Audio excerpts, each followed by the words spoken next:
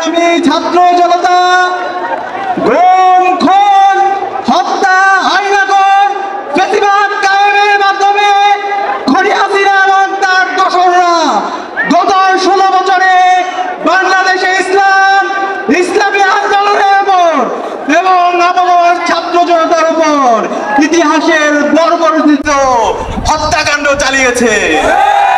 আপনারা জানেন 2009 সালে পিলখানা হত্যাকাণ্ডের মাধ্যমে এদেশে দেশপ্রেমিক নাগরিকদেরকে হত্যা করা হয়েছে। 2013 সালের 28 ফেব্রুয়ারি আল্লামা দেলোয়ার হোসেন সাঈদীর রায় পরবর্তী সারা দেশে গণহত্যা সংঘটিত হয়েছিল।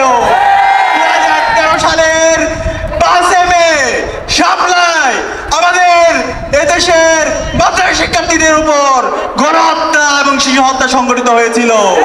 এভাবে আপনারা জানেন আমাদের ক্যাম্পাসগুলোতে ছাত্রলীগের সন্ত্রাসীরা আমাদের উপর নেককার হত্যাকাণ্ড চালিয়েছিল। আগ্রাসনের বিরুদ্ধে আধিপত্যবাদের বিরুদ্ধে কথা বলতে গিয়ে বুয়েটের মেধাবী শিক্ষার্থী আমাদের ভাই আবরার পাল শহীদ হয়েছে। এভাবে গত 16 বছরে আমাদের নেতৃবৃন্দকে আধিপত্যবাদের বিরুদ্ধে কথা বলার কারণে আগ্রাসনের বিরুদ্ধে কথা বলার কারণে শহীদ করা হয়েছে। আজকের এই প্রোগ্রামের জাতীয় সমাবেশের শুরুতে গভীর শ্রদ্ধার সাথে আধিপত্যবাদের বিরুদ্ধে আগ্রাসনের বিরুদ্ধে সকল শহীদদের শ্রদ্ধার সাথে স্মরণ করছি।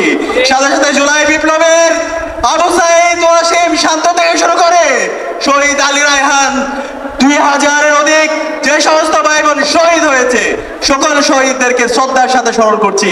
আল্লাহ পাক সুবহানাহু ওয়া তাআলা সকল শহীদদের জান্নাতুল ফেরদৌসের মেহমান হিসেবে কবুল করুক। আল্লাহুম্মা আমিন। প্রিয় উপস্থিতি, আপনাদেরকে অনুরোধ করব আজকের এই জাতীয় সমাবেশ থেকে আমাদেরকে বাংলাদেশ প্রশ্নে ঐক্যবদ্ধ হইতে হবে।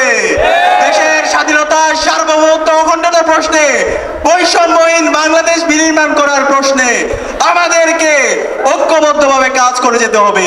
সেই লক্ষ্যে আজকে বাংলাদেশ জামাত ইসলামী যে 7 দফা আমাদের সামনে নিয়ে এসেছে সেই 7 দফা বাস্তবায়ন না হওয়ার আগ পর্যন্ত আমাদেরকে আরেকটি বিপ্লবের ডাক দিতে হবে।